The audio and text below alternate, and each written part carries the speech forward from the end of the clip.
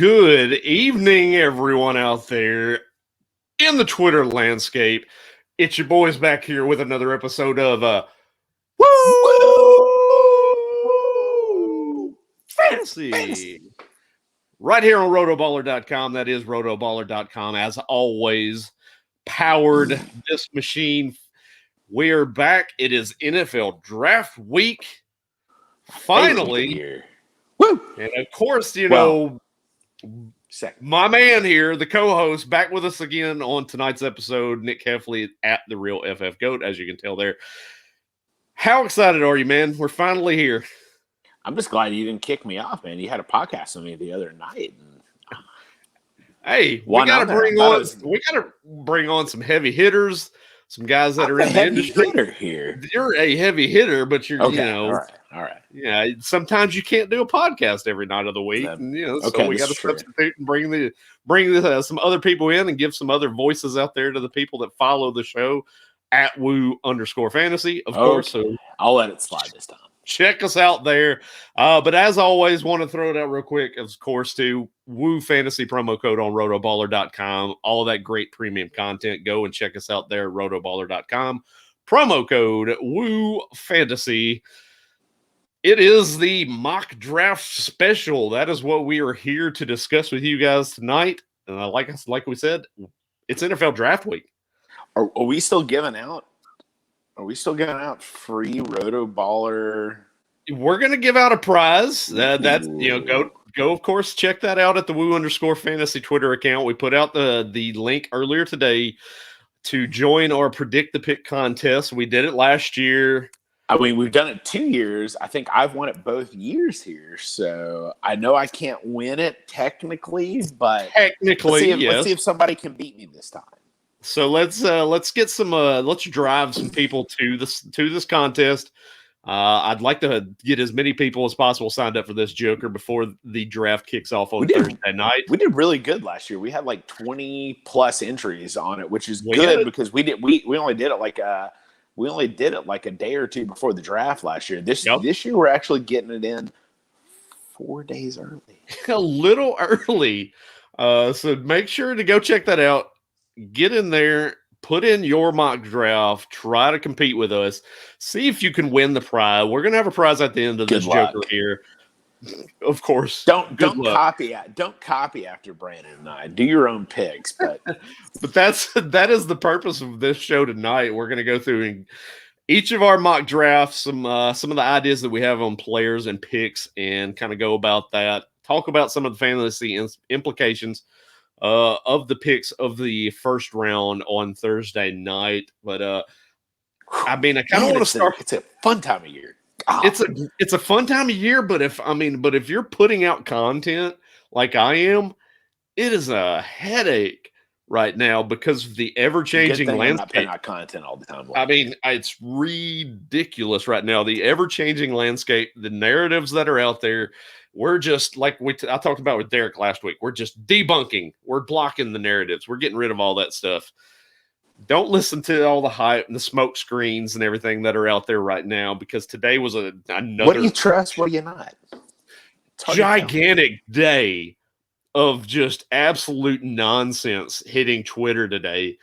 And I wanted to bring it up to you first before we really get into a lot of the stuff because it really directly affects the hometown in which you are in right now. Julio Jones on the trade market. As he should be. It was horrible last year. It's a good time. So, I mean, another injury-plagued year for Julio. Let's be honest, though. And even when he was healthy, it wasn't that good. So as many pundits have said, and it's very true, the draft really begins and starts with the Atlanta Falcons at 4. I see, and I'd beg to differ. I think the draft starts at 3 because we do not know.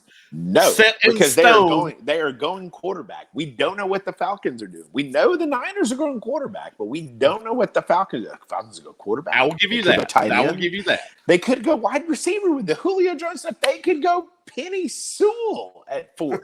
Who knows what the fuck they're doing? I'll give you that. Trade. Who knows? We know the Niners are going quarterback though. I'm a sucker for detail because I don't know what quarterback. the 49ers are going to go with at 3. That's why I say that's where the I know what quarterback they're going with. Oh, you don't know what quarterback they're going with. All you're doing is reading through the shit online. Oh, I don't know if they're going this way or that way. We'll find out in a couple minutes what way they're going. I've stuck firm with my pick for the 49ers at 3. And I'm still going to stand firm with that. Oh, I have. So, how do you feel? I know which way you're going, only because of what you told me. I know which way you're going. So, you haven't told me, but I know what way you're going. How do you feel about those rumors that came out earlier today with Julio Jones? Or is that are we hitting the brakes on that? Or are we pumping the gas on a potential Julio Jones trade? You have the ear of the Atlanta sports talk radio. I do. Here's what I know about Arthur Blank. The man wants to win a Super Bowl. He thinks he can win a Super Bowl now. He's only got a couple more years to go in Matt Ryan. So my guess is unless they get a really good offer for Julio, he's still going to be a Falcon here this year. But I say that to say, and then you'll see what my pick is going to be for the Falcons at 4. There we go. That's a nice little teaser. Little teaser that we're talking about there. So as far as the rest of a lot of the rumors and stuff that are out there and things like that are being talked about, and are you buying into anything that's out there right now, or anything that's set in stone for you that you like currently that you're hearing? I think you got to buy into the right thing. You got to know the organization that you're talking about. I feel like half the stuff out there is fodder. 25% of the stuff out there is just, let's just see what we throw out there and let's see what sticks. And 25% is like, there's a beat writer that knows what the hell he's talking about. We need to believe that. So good luck figuring out what that is. But that's what this podcast is about. We're here to tell you what that is. That is what this podcast is about. We're going to go through these picks for the first round, all 32 teams. Some with a little bit more detail and a little more depth than others, because this is at the end of the day a fantasy football related podcast. So we want to give you some of our ideas when it comes to the fantasy values of some. We're not going to talk too much about the D tackles and the cornerbacks. Yeah, I mean, if we get to Christian Barmore, I'm not going to tell you directly how that's going to affect the offensive skill position players of said team that he goes to. So, starting it off at the top, pick number 1, Jacksonville Jaguars. Both you and I are Wilson. No. I'm sorry. Trevor Lawrence. Okay. Whoa. Yeah, Trevor Lawrence, the expected pick. I mean, that's been the one that's been set in stone for months now. Years now. He's been slotted at number 1. Seeing as though he's been slotted at number 1 now. He wasn't slotted at number 1 coming out of high school. That was Justin Fields, the number 1 rated high school quarterback coming out into college. So, but like you mentioned, Trevor Lawrence has kind of been the expected number 1 pick for the 2 or 3 years running now. As soon as he came out of the draft, that's where we are right now. Jacksonville at number 1. We talked about this on the podcast just a couple of weeks ago with the quarterback rankings and things like that we came in and talked about as well.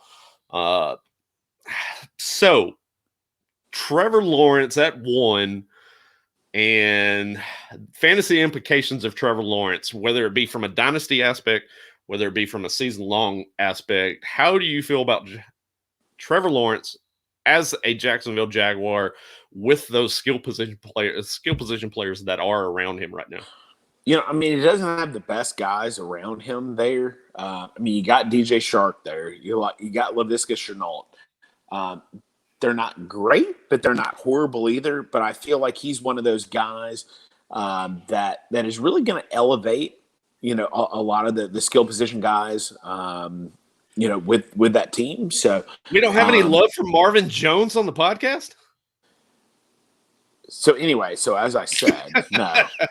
I do like Marvin Jones, but again, what has Marvin Jones ever really done when he's had that other number 1 receiver there? Not a lot. Just vultured the touchdowns from him. Exactly. So as a dynasty quarterback, again, we talked about in the podcast the other week. I'm seeing him drafted mid round 1 in dynasty drafts.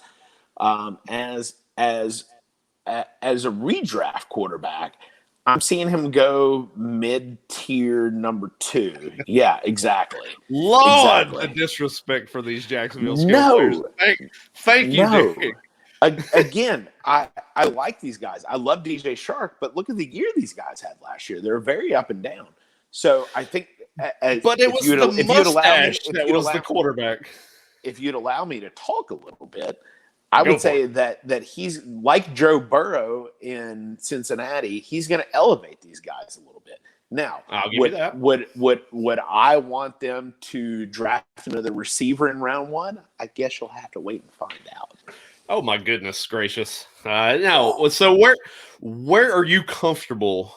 Yeah, if you're in a dynasty right now, where are you comfortable taking Trevor Lawrence amongst the rest of the crop of the quarterbacks heading into 2021? So as we talked a couple of weeks ago, I think mid round 1 is where I would go with Trevor Lawrence. The other guys, I don't know if I would take any other guys outside of late round 1, early round 2. Redraft, I think, is where the biggest thing is going to be for Trevor Lawrence. I would probably rank him in at 15, maybe 16, a mid QB2. I think is a good spot for Trevor Lawrence right now. Yeah, I'm gonna probably have him kind of in that upper tier as far as the QB2s in season-long leagues. But obviously, he's the QB1 overall heading into the season in dynasty purposes. So that we cannot dispute that whatsoever. So moving on to the pick at number 2, that also seems to be set in stone as things currently stand. Zach Wilson, New York Jets.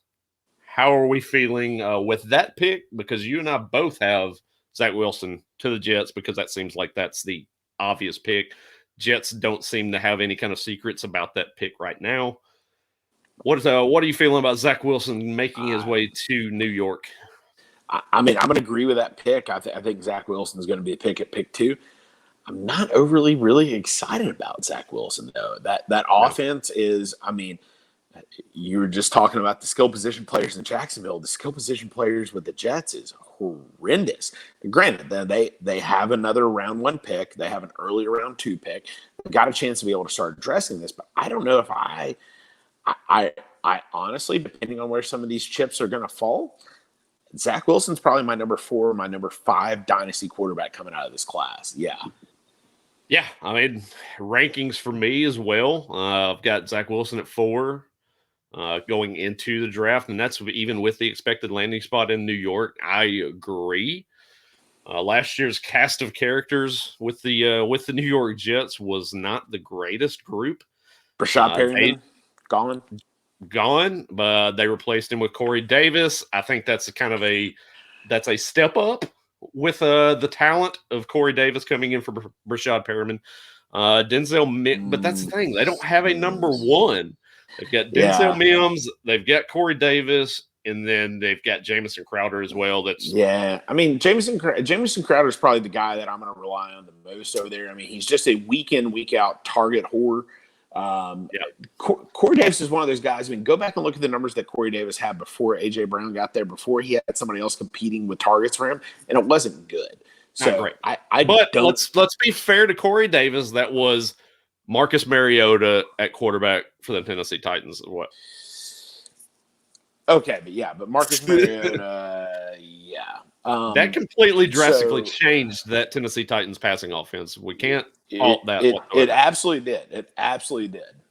Because you and I both had AJ Brown as somebody we weren't even really going to draft as like a 5 or a 6 because of Marcus Mariota. So that was consensus around the industry too. Yeah, so I mean, we were all hating that landing spot. Yeah, and I mean, I know we thought Ryan Tannehill would eventually take over, and he did, and he made things look a lot better because he made Miami receivers look a lot better. I mean, he made Jarvis Landry was a 100 catch a year guy with it.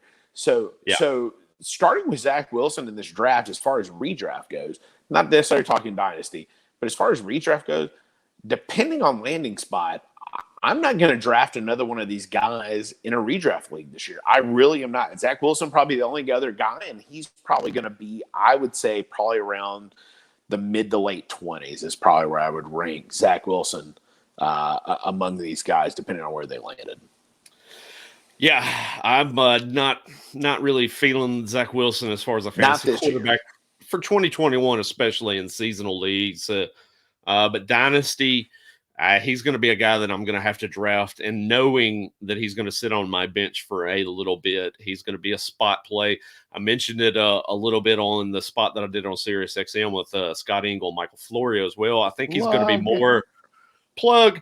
I think he's going to be more of a prototypical best ball quarterback, especially for 2021. You can land him as you say, let's say a quarterback 3, and he's going to have weeks where he's going to hit and have good games against, plus matchups for him. But overall, I mean, you're not going to be able to put much value into Zach Wilson, especially for these first couple years. They're going to have to kind of build some things around him moving forward for me to be confident to roster him in a dynasty setting. So I would have to have a guy that's one of these higher tier QB1s, and then I would feel comfortable pulling the trigger on Zach Wilson in a dynasty league. So sure, that's how I am feeling there. So now we get to the fun part. Now we get where the draft really starts to change. So pick 3, San Francisco. We're going with, but we don't know who. San Francisco trades the farm, similar to the Bears just a few years ago, to move up to this 3rd spot. Will they make the same mistake that the Bears did in selecting Mitchell Trubisky? Probably. Oh, how? So my pick, I'm sticking with it. I've still got them going Justin Fields at 3. Ooh, I do. Debunking everything around me. I've got my earmuffs on. We're not listening to all this outside fluff. What do you have the 49ers doing here at 3? Well, look, the Niners are the kings of misinformation. Fields love. DeBro, are you the only guy actually listening right now live? Hey, Derek's my man. D-bro. Jesus. Justin Fields. He's not going at this pick. Money that he's not going at this pick. Who's your pick? Before we'll get that out of the way first. So the Niners are the kings of misinformation, right? That's what I was going to bring up. Yeah, they're the kings of misinformation. But why go misinformation right here when you don't need to? Trevor Lawrence is going to 1. Zach Wilson's going 2. Why have the misinformation? They are going Mac Jones, number 3. And I wanted him for my Bears, but guess what? He's not going to last that long. That's where I think the failure will begin. Will be San Francisco pulling the trigger on Mac Jones. I mean, I'm not going to hate on Mac Jones because we've seen there's pluses to his game. He can achieve some levels of success at the NFL level. But is he Justin Fields talented? We're kidding ourselves at that point. But look at his completion percentage, B. Look at his receivers he's throwing to. But look at the receivers he's going to be throwing to in San Francisco, though. Deebo Samuel? Yeah. Who else you got? Give him to me. Give him to me. Who else you got? Give him to me. Who did they take in round 1 last year, B? Give him to me. Who'd they take? I'm waiting for you to tell me. I'm just throw him out there. Let's go. I'm waiting for you to tell me. He's the big name. I'm waiting for you to tell me. Oh, I think he's also got George Kittle. That's where we're going. He's got some receivers around him, B. Yeah, I know. I'll give you that. But I will say this. Mac Jones and the 49ers receivers compared to Mac Jones and the Alabama Crimson Tide receivers. Who do you like more that he's paired with the last couple of years? If you include George Kittle, they're about even. Maybe the Niners are a little better. Woo, how many Alabama receivers have actually done the NFL? Probably about half. I mean, let's go back and look at Julio Jones, Jerry Jeudy. Check. Jerry Jeudy, we don't really know yet. Jerry Jeudy had a great year despite the quarterbacking around him. He had a lot of drops, though. Yeah. But, I mean, we'll mention it. Ascending star, Brandon Ayuk, is a big-time name. He's an ascending player. We saw he had a great He did really well at the end of last year. He did really well despite the quarterback issues there. He had a good year. Yeah. So you got Ayuk, Deebo, and George Kittle, and you got those receivers out of the backfield. whoever the Niners are going to take here is going to slot in as my dynasty quarterback number 2, and it's probably going to be one of my last redraft quarterbacks. Yeah, in the draft this year. I'll give you that. We're differing on the opinion of the quarterback. I like Fields here in this spot. Who, like I mentioned to you earlier today, is plus 650 on FanDuel to go number 3 overall. I'm throwing the money down on that. Bing! Are you? Bow. What are you throwing? A 5 spot on that? I dropped a 25 bag on that bet earlier today. So we're throwing some money in because I'm confident. I'm still confident in this. Okay. So I Where like can I that. bet against you at? Well, you're in Georgia and they don't allow online betting. So I know, right? I'll just save some money. So, anyways, gosh, so I've got Justin Fields here at this spot. I've been firm on this pick for easily a couple months now. I think that's really since the 49ers made that trade. I think you cannot give up that draft capital to come up and get Mac Jones. That seems like a trade that you're going for a bona fide star, and that's Justin Fields, in my opinion.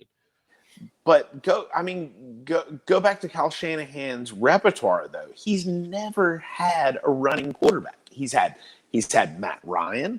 He's had Jimmy Garoppolo. He's never had a guy that's a little more mobile. Well, he had short period of time. He had I believe that's when he was there when he had RG3, and of course. Name drop. Derek just threw him in the chat. Yeah. He had RG3 that year where they just completely run the man into the ground just to get injured and be a fantasy wasteland quarterback after said year. But so he has experience with this type of a playmaker before. And then I mentioned it as well. Last night on the Roto Baller radio show, he's got ties to Justin Fields dating back to college, to the Elite 11 camps. He's been around Justin Fields much more than he's been around these other quarterbacks. So there's a little bit of a history there to fall back on. Yes, they've visited all these pro days, all these quarterbacks, and we're hearing all this information being fluttered out there right now. And you mentioned it yourself. Granted, I'll give it to you. Why send out misinformation right now when you know the 2 picks in front of you? I'll give you that. But like you said as well, horrible. They have sent out wrong information purposely to be writers forever. So if they were drafting at 4 or 5, I would probably give it to you. But drafting at 3, why throw out the misinformation? It doesn't make any sense. 1 and 2 are. One's locked. I would imagine 2's locked. I haven't heard anything different from anybody. So why throw out misinformation at 3? It doesn't make sense. So just to add to the fun of this speculation of the NFL draft this year. Well, if you look at the reports, you'll see that Kyle Shanahan is all about Mac Jones, and the brass is all about Trey Lance. Scouting department is saying go get Trey Lance. Anything about Justin Fields? Literally nothing outside of people like you and some of the people that are in on the back. So I guess come Thursday we're going to find out. We will find out. I think that's the biggest question mark heading in. That's where the draft starts, in my opinion. Disagree. So we'll move on from there to the 4th spot, Atlanta Falcons. Where the draft really starts. Where your draft starts. Because we know 4. Quarterbacks going pick 3. You have no idea what the fucking Falcons are doing. No idea. Okay. Let's get into it. Okay. Your pick for the Atlanta Falcons at 4. Yeah, so you got to, because I'll post my new draft here because we did it in our little thing on NFL.com. I posted what I feel like is my real draft now because the thing I did the other day, I started to look a little bit more. Exactly. And I mentioned it, in the pregame before we went live with this podcast. I did a mock draft over the weekend. I put it out on the Woo_fantasy page as well. 2 days later, I'm already feeling like a lot of these picks are probably going to get changed in my final mock that I'm going to put together tomorrow night. Yeah. So like last year, pick 4 with the Giants. You kept hearing early on it was going to be Andrew Thomas with Georgia. And you know what? In the days leading up, you just thought it was going to be all over the board. And I remember the early mocks. I went back to that. And I was like, I don't know why, but I feel it's going there. Boom. That literally is the pick that won me the entire thing last year. So, just saying. Yeah. So here we are, 4. Who you got the Falcons taking? There's so many directions. Standing now, where do you have them go? There's so many directions they could go. I could see them taking a quarterback. I could see them taking a wide receiver and trading off Julio. I could see them taking a tight end. I could see them going O-line. But at the end of the day, living in Atlanta, Arthur Blank is the kind of guy who, he wants to go for it one last time. So I'm not predicting a quarterback here. So it's got to be on offense. A defensive guy is way too early at this point. So who's the one guy who can really just elevate this team to another level? It's Kyle Pitts. I think we both have the same pick here. I have Kyle Pitts as well. It's a battle to see who actually called it first. I think you did, but I was thinking the same direction. I was thinking the same direction. We were on a podcast, I believe about a month ago, when I mentioned that I was getting a gut feeling that Kyle Pitts would be a pick for the Falcons at 4, and you were like, "Damn, that sounds like something that they would do," and I gave myself a tip of the cap. But this is a spot now where I feel like it's going to change somewhat too. But we'll go on the auspices now that this is the pick that's made. Kyle Pitts, tight end, Falcons, goes in there. Obviously, he's going to slot in ahead of Hayden Hurst at the position. What do you feel about? I think they would run 2 tight end sets, though. That's what a lot of what split Kyle Pitts out wide and run. Well, that's the thing. Arthur Smith, we saw it with the Titans over the last few years. He likes to run a lot of 2 tight end sets. Utilize more. We utilize a lot of that talent that he has there, and also shore up some inconsistencies along the offensive line with those guys as well. So let's be real about it. They can put both Hayden Hurst and Kyle Pitts in formation and have Calvin Ridley and have Julio Jones on the outside burn people all day long. That wouldn't be an issue there. So with Kyle Pitts there, how do you feel about his fantasy potential? Obviously he's tight end 1 in dynasty formats. We're not even going to no question even debate that whatsoever. My question would be, how comfortable and how high in season-long leagues do you feel you would want to take Kyle Pitts if this were the landing spot? I think around 6 or 7 is about a good spot for me. He could go as high as 4. But obviously he's not going ahead of Kelsey. He's not going ahead of Kittle. I think Andrews probably ranks in at 3. You could Darren Waller. Come on, you're forgetting Darren Waller. And no. And I was about to say, and Darren Waller. Yeah. So I think again, you could slot him in at 4 over Andrews even. Depending on what they do in the draft here. Yeah. But I think around 6, 7 is probably where I'm going to wind up. Right. If he goes to the Falcons now, if he goes to the Bengals, that's a different question. If he goes to the Dolphins, that's a different thing. But if he goes to the Falcons, look at how Matt Ryan utilized Tony G back 5-6 years ago, and even Hunter Hurst, even Hayden Hurst last year. Hayden Hurst finished as a number 1. So he was tight end 9 in PPR, half-point PPR format. And he was injured a little bit too. On a bad season. He still catches over 50 balls. I think gets in the end zone 6 times. Was not a great season, but that we've talked about it ad nauseum on podcasts. Yeah. It does not take much to be a tight end 1 in fantasy these days. So. I'm comfortable with that. It's a kind of a swing for the fence type pick to grab Pitts in that 6, 7, 8 range in season long this year at the position. But obviously this guy's, he's a beast. He can come in and contribute right away to fantasy rosters. I don't think we have any bones about that, any questions or doubts his talent or skill level. And he's coming into an offense that is one of the best in the NFL year after year. They pass the ball as much as anybody in the NFL because God forbid they ever find a running game in Atlanta. I think that might be their round 2 pick, B. I'm right there with you too. I think so as well. So, but this is a spot too and it's an interesting tidbit and a notion that I've had all day. And I mentioned it on Twitter, earlier before we got on with this podcast is I think if your pick at 3 happens with Mac Jones, I would venture to guess The Broncos move up to 4. Falcons trade back. Broncos move up here at 4 to grab Justin Fields.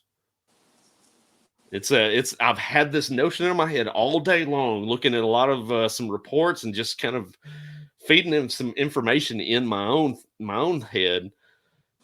I think that might be the move that will be made. Will be the Broncos? I mean, obviously the Broncos are going to want a quarterback, and I think the Falcons would be okay with trading down if they want to try to still win now, like you mentioned as well. And that just kind of reaffirms my thought process. So I think the Falcons would want to trade back.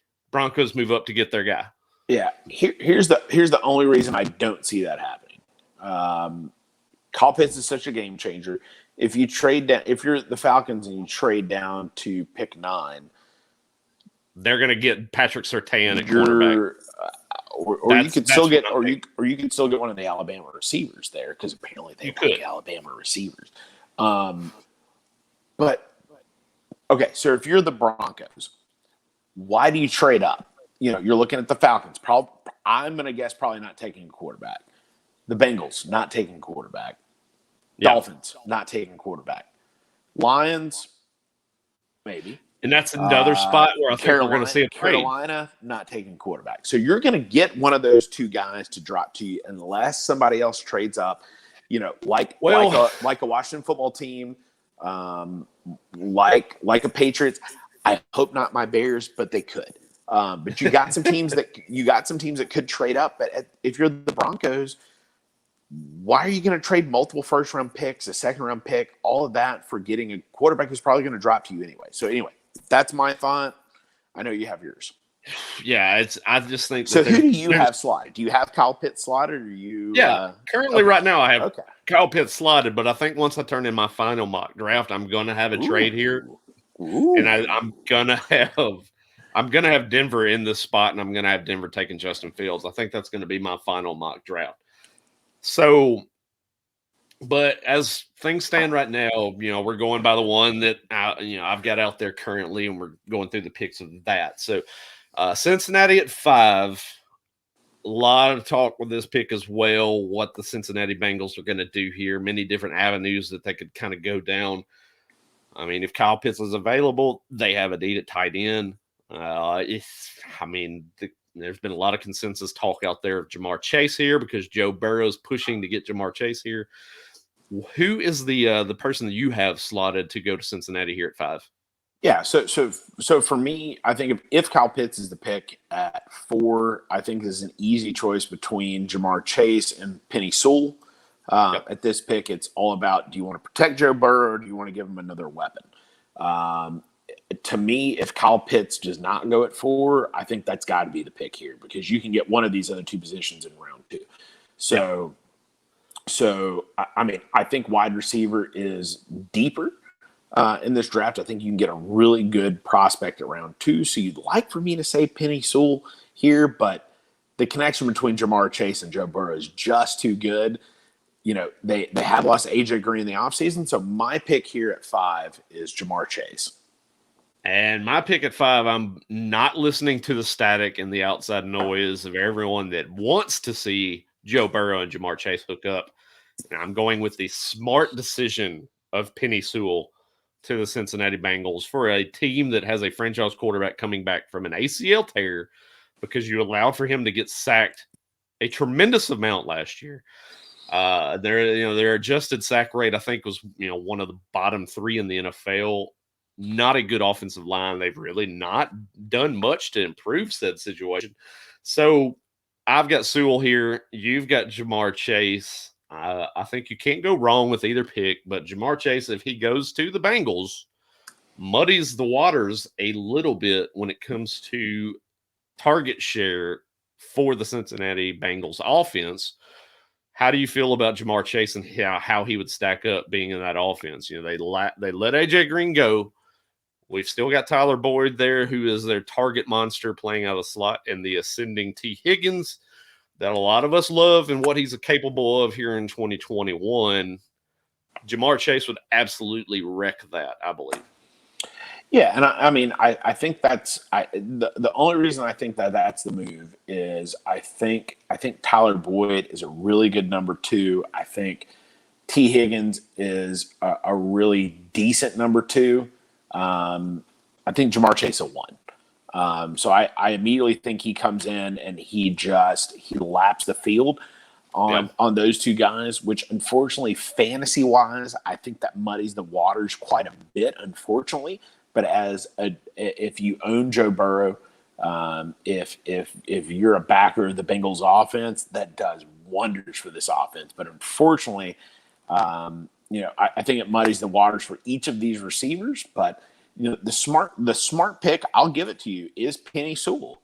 That's who they should take. But looking at the receivers and looking who Joe Burrow is comfortable with, they have a gaping hole at wide receiver and having a guy who can come in there and dominate, and that's why I think they're making this pick. Yeah, and based on things and how they just stand right now in that mock draft that I've got right here, Penny Sewell is going to be the pick.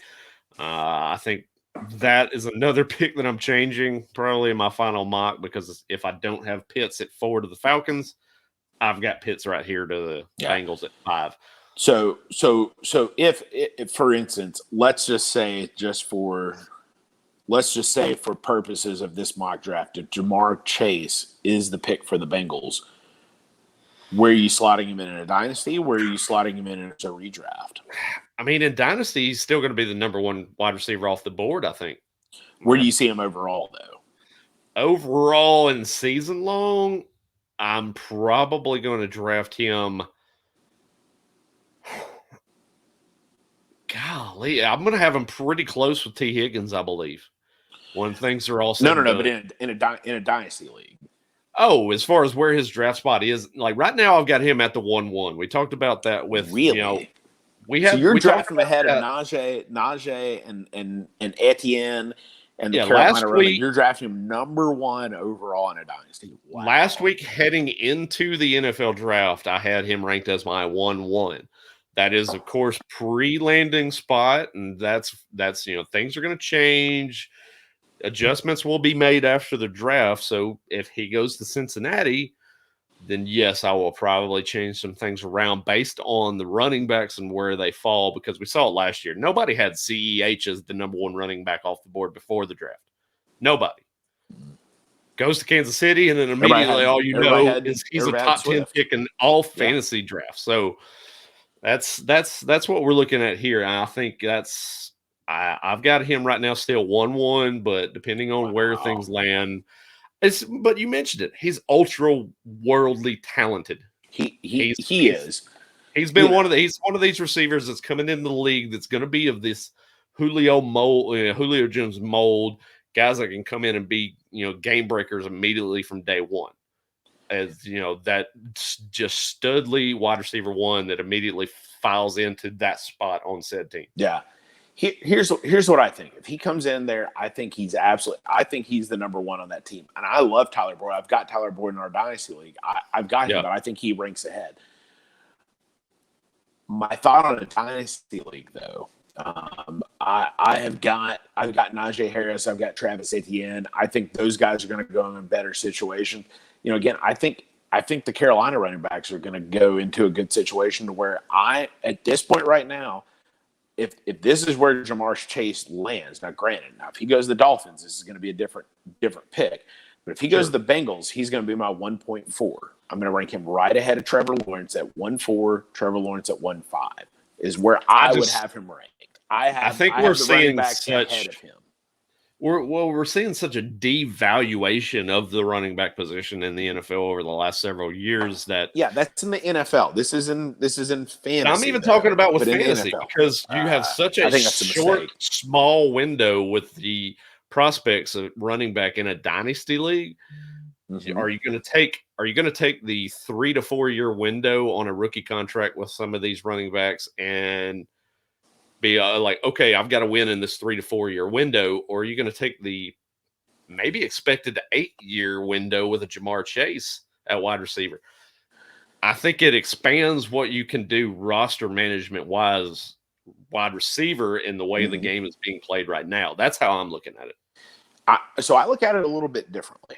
I look at it. I mean, it's a good thing. It's perspective. Yeah, no, you and I have different opinions. This is why you and I have won different titles in different leagues.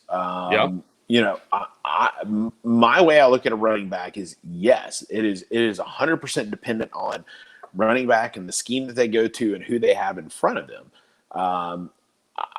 And we'll talk about it later who I've got these running backs pegged to, and I think they have a clear path to carries, which I think is a lot more rare right now than you could hit a home run on a wide receiver late versus a running back beyond round 5 or 6 is tough as shit to be able to hit. So I value running back a whole lot higher than I do a wide receiver. I'm going to assume that I can hit on a wide receiver a whole lot easier than I can hit on a running back. So that's my thought.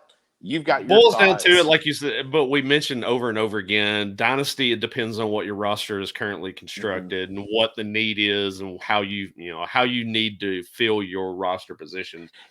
But I've changed my opinion a little bit on dynasty. You know, I used to draft for need. You know, like the last couple of years, I really looked at dynasty as, you know, I was really sure at wide receiver. Super short at wide receiver. But, you know, it was one of those things that last year I owned 1.1 last year. I was not that's good. The player that's there. Yeah, I had 1.1 last year, and I waited until after the draft, and I traded back with a guy at 1.5 because I knew he was high on CEH. I drafted back. I traded back with him. I got James Conner and wound up drafting J.K. Dobbins at 1.5. My outlook going forward is a whole lot better making that move than if I would have drafted CEH at 1.1. Yeah. So it's my opinion. That's the thing, too. You have to view these running backs, especially in dynasty terms, as short-term investments that you try to sell off while they're at a high level. You absolutely have to. I've got Alvin Kamara in our dynasty right now. I might try to trade him off. I mean, I don't know what his value is going to be, but if somebody's willing to give me a decent offer, I might trade him off. He's getting to that higher level, especially with Drew Brees retired now. That could be. I mean, depending on what I'm getting back, if I could get for Alvin Kamara, if I could get like a Saquon Barkley and a second or third round pick, all day, B. So, don't you have Saquon? Not in the dynasty, okay. No. That's unfortunate. That's too bad. You wouldn't do a deal with me anyway, but. It's been a rarity in the Dynasty League, that's for sure. So, back to the mock draft. We're at 6 now. The Miami Dolphins pick here at 6. Who do you have the Miami Dolphins taking currently? My guess is whatever pick the Bengals don't make, the Dolphins are taking. So I've got Penei Sewell here. You got Penei Sewell there. So me and you flip-flop 4 and 5. I've got Ja'Marr Chase going to the Dolphins here at 6. You mentioned it, you know, if that was the landing spot over the Bengals, it probably definitely adjusts his fantasy fortunes just a little bit. I mean, I think he steps in there and probably takes over the wide receiver 1 role in Miami. Will he have a better outlook for 2021 than if he went to Cincinnati? No. I mean, I don't think so, because Tua compared to Burrow at quarterback, I think you're losing a lot there. Oh, yeah. So short term value, yeah, I'm not liking Ja'Marr Chase to the Dolphins, but long term, sure, I would like him a little bit more as he grows in that offense, because you don't think Will Fuller is going to stick around past his 1-year deal. I don't. Devontae Parker's likely gone after this year, I would assume. Preston Williams.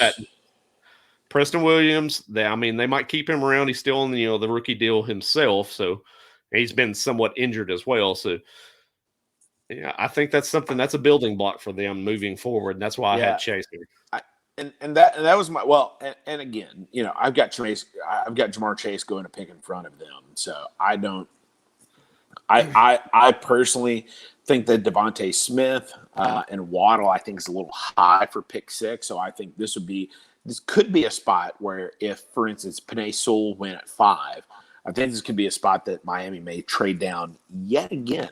Well, I mean, we're hearing all the scuttlebutt too. They're talking about, hey, we're open for business. We'll move this pick again. As they should be. Why? I mean, the Dolphins have so many needs on their end, although they were a good team this last year. But They should be open for business all day long with this. I mean, they could go in a number of different directions and be fine. So they should be open to deals. So, but I think at the end of the day, I think if they stay in this spot, if Penei Sewell is there, they've got to solidify their offensive line. So I think that's critical. Yes. Again, it's like you mentioned, but for this year, I personally think that Will Fuller, that Devontae Parker, that Preston Williams, that's a great trio of wide receivers, at least for what you got right now, which is it's Tua. Mike Gesicki at tight end is nothing to really, turn your nose up at either. And it's not. And that's what I was just about to mention. And I don't know why. Obviously, we all saw Tua last year was not good. Not good. I don't know why. And I'm saying don't take him as crazy, but I think the Tua might have a good year this year. And it's kind of crazy that I say that, but it's just, I don't know why. It's just lining up that he's going to do good this year. It's weird to say because as shitty as he looked last year, he might have traditional a good year post-type sleeper. Let's say that. Exactly. Coming back from the hip injury, another year of health, some full off season to kind of work with the pieces around him. Yeah, I give you that. There's going to be he's not going to get worse than he looked last year. So obviously there's going to be hard to do that forward. So I mean, he's going to two is going to be mid to late 20s and where he's going to get drafted, especially if he does get Jamar Chase right here. Whew. Yeah, no, I mean, hell, even still with the current pieces that they've got right now, I believe I've got Tua kind of as that. I think I've got him around 16, 17 at the quarterback spot right now. Wow. So I'm assuming that there's going to be a positive progression with him, obviously, based on my ranking, but I don't think, there's so much. I mean, that's a whole nother discussion, a whole nother topic, and another podcast altogether when we get into some of these ranking episodes, and we'll do that post the NFL draft comes out. Yeah, we're gonna start getting into a lot of that later on down the line. But staying on topic, we're moving on to Detroit, 7th pick. Who do you have the Detroit Lions going with here at the 7th spot? So here's where I've got a little action going on. I don't know. I don't know if it's the Lions that are going to make this pick, or I don't know if somebody's going to trade up. Nonetheless, my pick for this position, not necessarily the Lions, but my pick for this position is Justin Fields. The Lions could get a trade, move up, or even the Lions making the pick. I think it's one of those positions. Okay, hear me out. So you take a look at Jared Goff, and the Lions could essentially move on after 1 year. So they got rid of the contract that was Matthew Stafford. All right. The Lions are probably not going to pick this high again. Let's just assume. Granted, they're a really crappy team. But, all right, you got a quarterback here. And I don't know if they make this pick. I think if they make the pick, Justin Fields is actually a good pick for them. But they could trade with a team like the football team, or they could trade with the Patriots. But nonetheless, I just don't think that Justin Fields goes much longer. I think he's one of those guys that I view him, me personally, as the number 2 quarterback in this draft. That's what I see him as. I don't think he goes much longer. And I don't think he goes. Now, granted, what we rank is a lot different than what guys actually going in the draft. So yeah, that's the thing. Like your difference between the top 100 board as opposed to where you think these draft picks are made. Yeah, that's much different. Conjecture, yes. So I don't know whether it's Fields that actually goes to the Lions or there's a trade, but I've got Justin Fields going at this position at pick number 7. I do not. I think if the Lions stay with this pick and they're at 7, I've got them going with Devontae Smith here. I think it's another solid pick. If I didn't go quarterback, I'd have gone wide receiver. And the reason being is I do think that they're going to wind up moving out of this pick, so that's something to stay tuned for in my final mock. I think they trade out of the spot. Personally, they're in a rebuild. They need to acquire some assets. They need to get better on defense, build the pieces around them. They're gone from Matt Patricia, thank God. Well, unfortunately, not thank God for a Bears fan, but. And who they're bringing in was directly contributed to the scouting and the drafting of Jared Goff, who they just traded for. So I think they're pushing their chips in for the short term on Jared Goff. So that's why I don't think they go quarterback this year. I think they want to play out the fold and see how things play out with Jared Goff, see how he does with the change of scenery, put some pieces around him. And that's why I have Devontae Smith going here at this spot. I mean, we've seen several different picks at this spot too. Jalen Waddle going to them here at this spot, which I could see because slot wide receiver kind of seems to possibly fit in with some of the acquisitions that they've made with skill position players in the offseason. But let's be honest, Devontae Smith is just that guy that can come in and immediately up the passing game for the Detroit Lions, even with Jared Goff at quarterback. I would confidently move him up a little bit further in my rankings if this was the pick here, because I think I want to see him land in a spot where he's going to be the bona fide number one, and that will be here with Detroit. Obviously, wide receiver 2 in Dynasty if this is the landing spot. Look, and I would say the first pick, if Ja'Marr Chase goes to the Dolphins and whichever one of Waddle or Smith goes to the Lions, if the other wide receiver goes as I have them later on, I would rank the Lions receiver number 1 because they're going into a great spot and probably going to be the number 1 initially. Now, again, if Ja'Marr Chase goes to the Bengals, that's a different story. But if Ja'Marr Chase goes to the Dolphins, yeah, I'm ranking the guy. If the Lions take a wide receiver in round 1, that's the guy who I'm ranking number 1. The issue I have with Waddle, and I mentioned it with Derek on the podcast we did last week, is that Jalen Waddle's rise in this draft currently right now reminds me so much of Henry Ruggs last year when he got selected by the Oakland Raiders. That slot receiver for the Alabama Crimson Tide has a tremendous workout. Next thing you know, he's just on this just meteoric rise up the draft board. Gets taken by the Oakland Raiders. Injury prone. Boom, boom, boom. Done for last year. That could be what we see out of Jalen Waddle, I think, if he goes to this spot here with the Detroit Lions. But I'll be honest. I don't think it's going to be Waddle. A slot receiver over somebody that's a little bigger receiver, like what they're going to get in Devontae Smith? No, I don't think that's going to happen. No. So now moving on, we'll go to Carolina at 8. Another questionable spot. And if I had Carolina sticking in this pick right here and not moving or anything other crazy wild occurrence happening, I have Mac Jones going right here at 8 to the Carolina Panthers. Okay. Heyo. So, and Sam Darnold's 5th-year option has not been picked up by the team. There's a chance they could bring in a quarterback to see a little bit of a competition here and play out the string and move on from Darnold next year. There's a chance of that happening. So I'm leaving kind of all cards on the table here at 8. Panthers. You mean they're not going to take Teddy Two Gloves?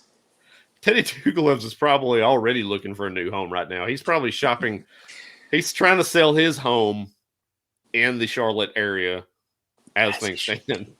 So here's my thought on Carolina. So I was spending some time yesterday looking at the draft and looking at their depth chart and trying to figure out, like, what do they have? I think they have and this is the thing, I think they have too many assets locked up at quarterback. They got Teddy Two Gloves. They just traded for Sam Darnold.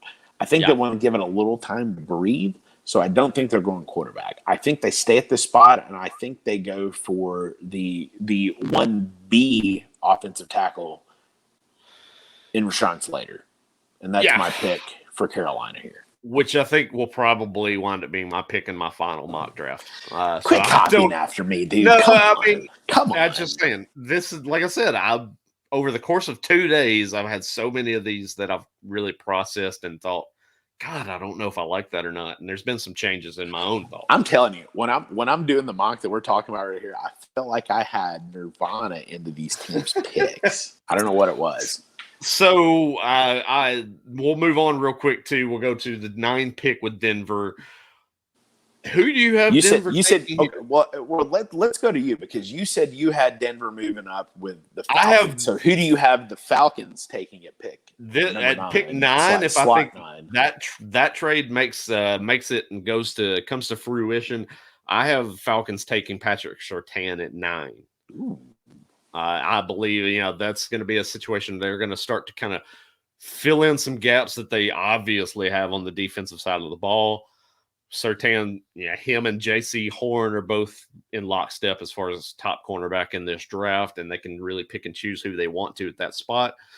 I think it's a smart trade for them to move down and to address the defense, like as opposed to what we mentioned earlier and going quarterback or even a luxury pick in a Kyle Pitts we mentioned. But that's who I've got in that spot, and I'm probably going to lock that in tomorrow, would be the Atlanta Falcons taking Surtain in a trade down.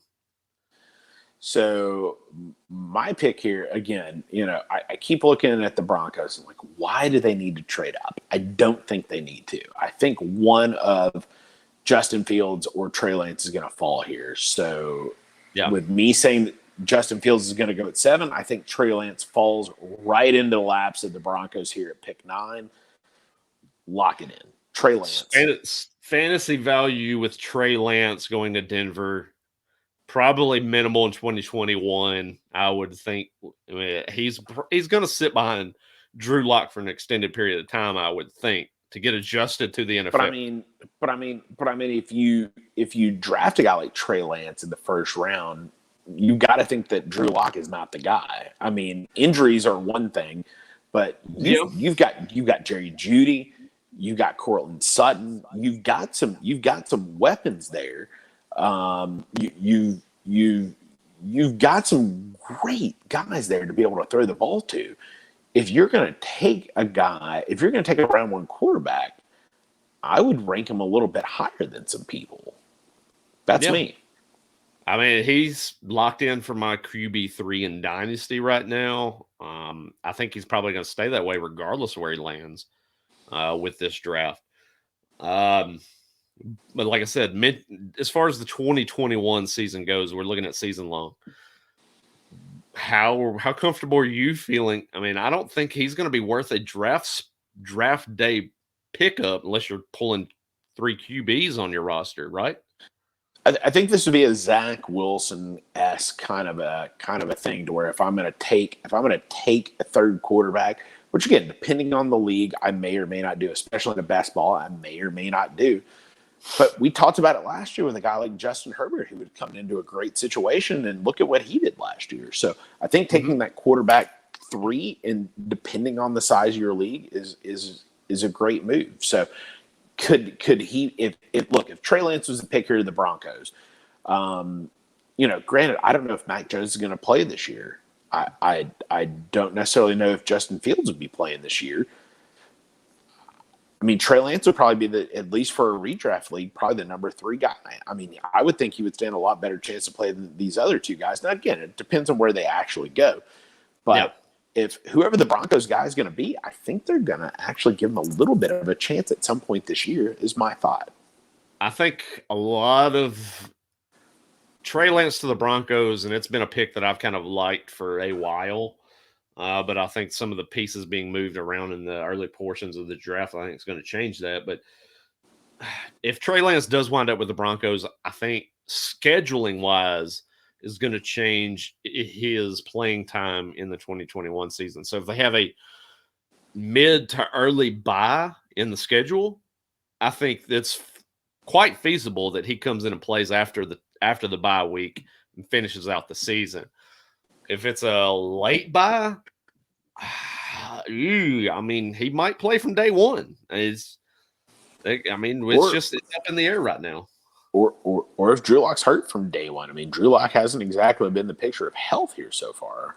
That's true, but he is one of the best sideline rappers that I've seen in the NFL. So, I mean, there's some type of points to be attributed for that. So, okay. Glad to know what you look for in your book.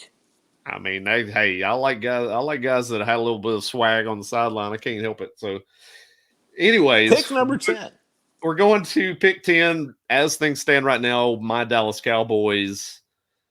I believe this pick. Yeah, it's the star. What you got here? Well, if things change, and I have the Falcons trading down to get Surtain at 9. that was the lock-in pick for me was Surtain at 10. I think that's been the expected pick for the Cowboys for weeks now with a lot of mocks that are out there. If that pick is made at 9 by the Falcons with Surtain, I think Dallas takes J.C. Horn, no questions asked. They pull the trigger on a cornerback and go about their business. They need defense. If they don't draft defense the first 2 rounds, so help me God, I don't know. We talked about that last year though, and then they got CeeDee Lamb. They got a guy that was obviously valued as a top 10 pick that falls in their lap. Okay, great. But the talk of all this, we're going to trade up for Kyle Pitts nonsense. Throw that out to the side. That's a lot of smoke. That's blowing smoke up everybody's ass, and we're not buying that one here. No, we're not. I don't think that's going to happen. I'm going to go with your original pick, who I thought is going to be the pick all along, and Patrick Surtain at pick 10. Yeah, so but obviously improves the defense that we have to have done. But the quick question though then bodes. So with the retirement of Sean Lee yesterday, do you think that has any kind of effect on this pick whatsoever in taking a look at a Micah Parsons who is rated as the top linebacker? Do you think that changes things whatsoever? No, none whatsoever, because Micah Parsons is a guy, and I mean segue into the next pick. I have him going to the Giants, but that's more of an immediate need for the Giants, I think, as linebacker as opposed to us. We need more help in the secondary. We've done that with some help with our signings in the safety portions of our secondary with Keanu Neal being brought in. So we've got some help there. We need help on the edges with the secondary, the cornerbacks that were simply some of the worst in the league last year. And we all saw it throughout early portions of the year where if you had a fantasy wide receiver on a team playing against the Dallas Cowboys, you locked that guy in 100%. Submitted it on Tuesday morning when you're setting your lineup. Oh, crap, this guy's getting Dallas this week. That's 100 and a touch, no problem. No matter what the quarterback was. So, yeah, we've got to address the secondary. Sean Lee retirement. Sean Lee, I mean, let's be honest. Sean Lee's not been on the field maybe a handful of games the last 2 years. What really is doing? I mean, that's not really helping us that much anyways. So I don't think they go linebacker. Linebacker's somewhat deep. We can address that in the second or third round and get a guy that can come in and play and do a job. I don't think that's the valued pick at 10 when you have a bigger area to address with the cornerback situation. So cornerback either way with Dallas there, I don't think that's any question. If, ands, or buts right there. So I did mention segue Giants. Micah Parsons is my pick for the Giants at 11. So I took a look at their depth chart a little bit just to kind of see what was there, and they've spent a lot of money at linebacker. They have. Where they haven't spent a lot of money is their D line. And granted, they've got some good edge rushers. I think it's a little early to take an edge rusher here, but where it's not a little early to take is that interior there. So I've got Christian Darrisaw, D tackle, going here, and a little bit of an upset. Darrisaw is an offensive tackle, sir. Sorry, offensive tackle. Sorry. Yeah. Sorry, they're gonna shore up the offensive line here. Sorry. Yeah, I got you. That is one of their major needs that need to be addressed in this draft as well. Christian Darrimore and Christian Darrisaw. Yeah, looking a couple picks down. Darrisaw and Barmore between the two. One's D tackle. So we're going Darrisaw here. Darrisaw to the Giants, and I've seen some mocks that have had Kwity Paye here, and that's a little high for me. Edge rusher is, like you mentioned, that's something that they need to address too.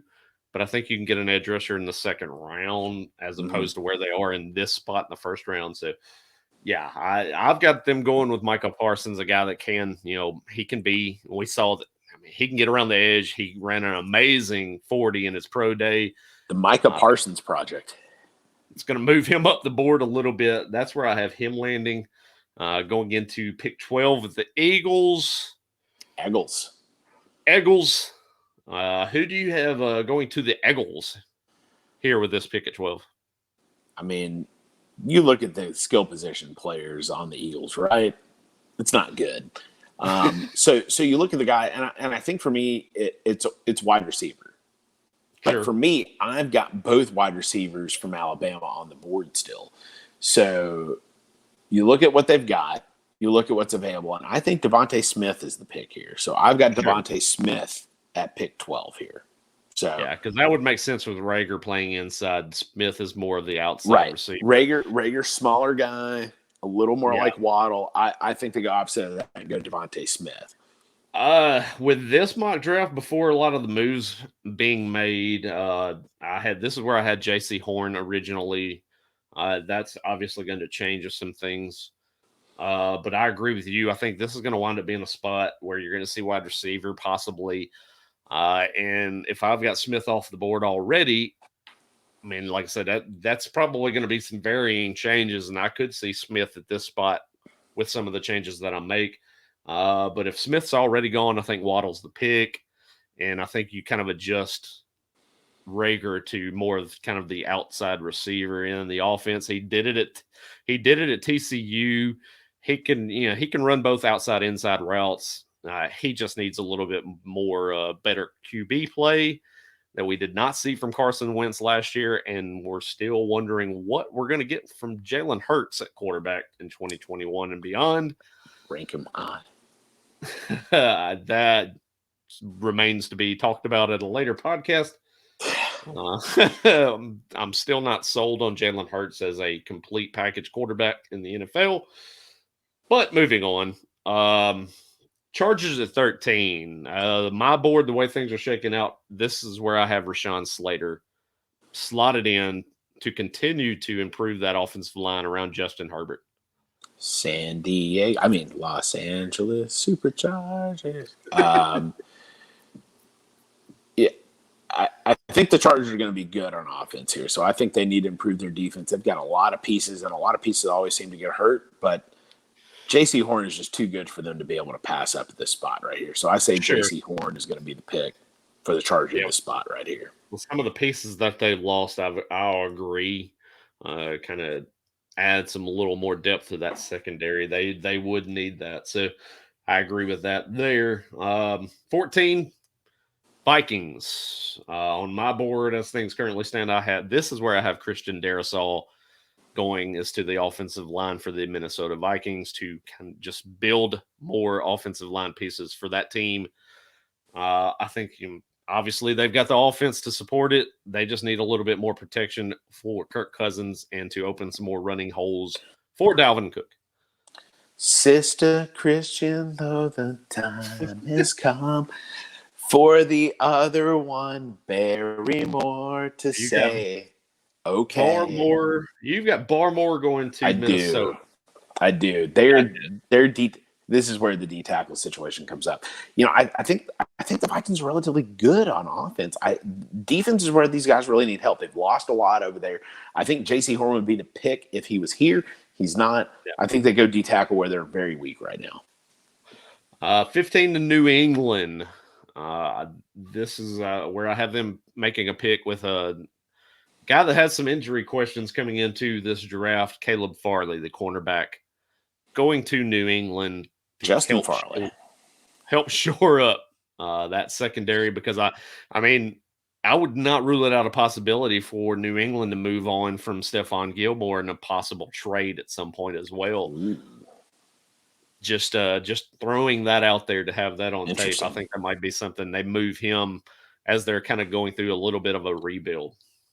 So I think this could be the spot. Again, we mentioned pick 7, Justin Fields to pick 7 spot. And I don't know if that's the Lions or I don't know if that's a team like. I think the Patriots have enough capital to be able to move up. So the odd thing is, and I'm the same way as you, I think the Patriots move up.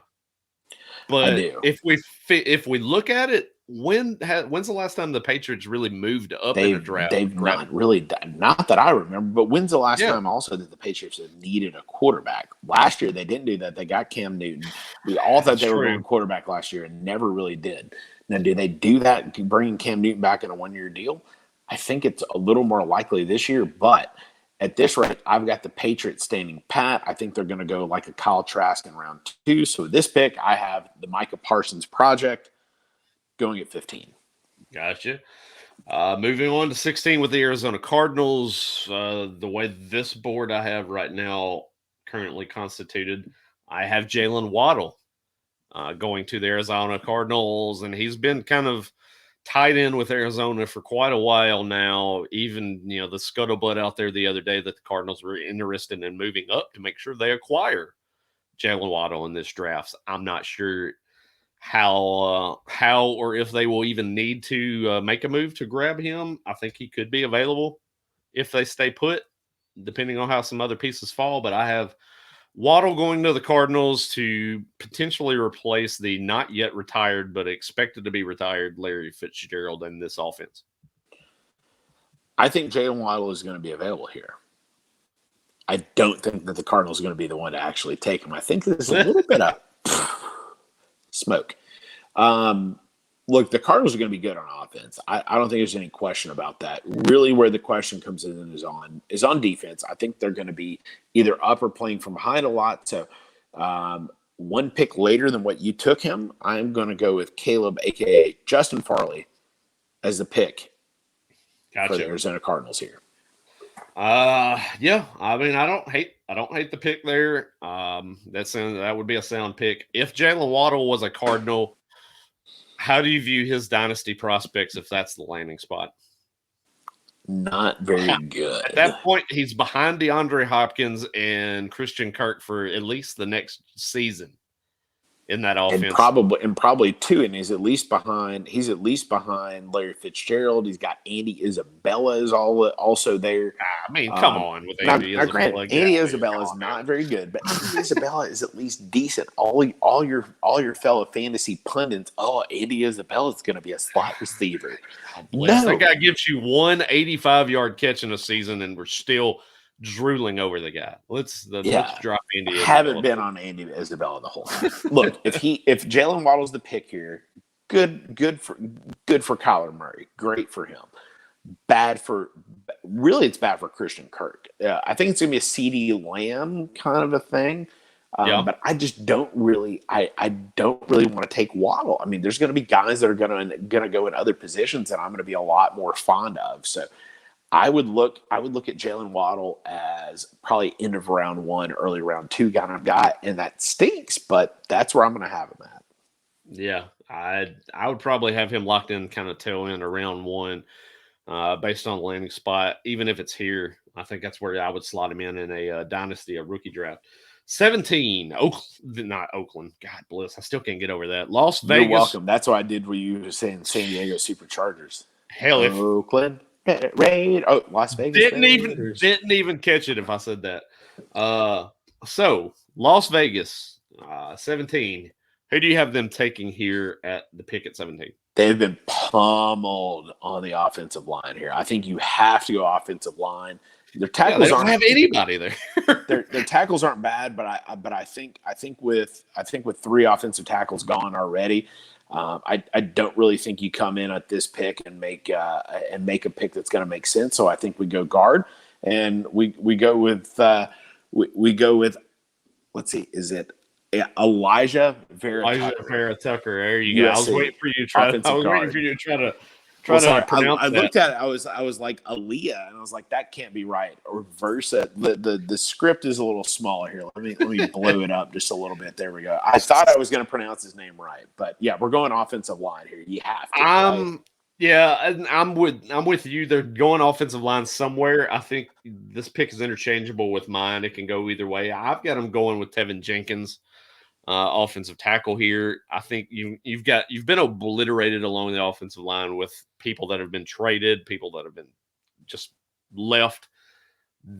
You can make moves with some of these players and interchange them in different spots and kind of plug and play different players there. Tevin Jenkins, I think, is going to be the guy in this spot that I think that they draft him. I don't argue Vera Tucker going here either. I think that's a sound pick as well. Kind of keeps him on the West Coast. They get a lot of eyes on him out there. could be a sound pick, but we both agree they're going to stay offensive line here with that pick. So we're in agreement there. The second pick for the Dolphins here at 18. Who do you have them going with here? I would love for them, for fantasy purposes, to be able to go a running back here. Not happening. But I don't think they're going to do that with this pick.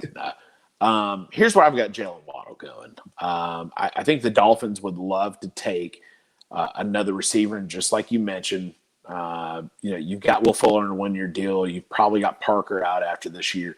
I think their value is much better going wide receiver here versus with that earlier pick. So I've got Jalen Waddle going here. I have them addressing the pass rushing situation here with this pick and going with Jalen Phillips, the edge rusher, with this pick to address some defense. A defense that was really not that bad last year. Just adding another vital piece and help increase some pass rushing ability for the defense. Jalen Phillips for me to the Dolphins at 18. So Waddle, if he goes to the Dolphins here with your pick, which I don't think Waddle will be available, how do you feel about his potential fantasy football wise at that spot? I don't feel good about any receivers not moving the needle. Not moving the needle for you. Not at all. Yeah, they're going to be still in that late round 1, early round 2 dynasty area. Yeah. I mean, really for me, unless Jalen Waddle goes to, I'm looking up the board. If he goes to the Eagles, that'll be a nice spot for him. If he goes to, I mean, there's been rumors with this next pick that he could go to Washington football team. That'd be a good spot. Bears, maybe. Colts, maybe. Titans, that would be. Honestly, the Titans in this spot would be the best spot for a Jalen Waddle coming in. Right here. But so you said, but I don't like him to the Dolphins. Oh, here we go. What are you about to do, B? No, I'm saying you segued the next pick with the Washington football team. Where do you have them going? I have them still sticking with offensive line. Have you picked Trey Lance? Has he gone in your mock draft yet? Yeah, I mean I had him to the Broncos. Okay, but like I said, but doing the trade up. Okay. Early all right. Early portions of this draft. I didn't think I heard you. You've gone around a lot, so I couldn't remember. Yeah. Okay. So I think he's going to wind up in those top 8 picks or so.